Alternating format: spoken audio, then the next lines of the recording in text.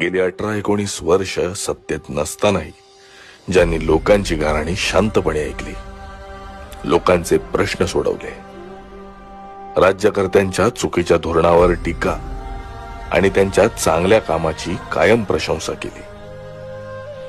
बाळासाहेबांनंतर ज्या माणसाने मराठी भाषा टिकवली, जपली, जाती धर्माच्या पलीकडे कायम आणि कायम महाराष्ट्राला प्राधान्य देणाऱ्या या माणसाची हतबलता पाहवत नाहीये. लोकांना नक्की काय हवंय? जीवाच्या आकांताने ओरडून या माणसाने लोकांना त्यांच्या अस्तित्वाची जाणीव वेळोवेळी करून दिली. पण ज्यांची मनं मिलेली आहेत त्यांना जागा करण्यात काय अर्थ? या निवडणुकांचा निकाल जो काही लागला तो लागू दे, पण पोटतिडकीनं महाराष्ट्रासाठीचं स्वप्न बघणाऱ्या या माणसाच्या वाट्याला जरा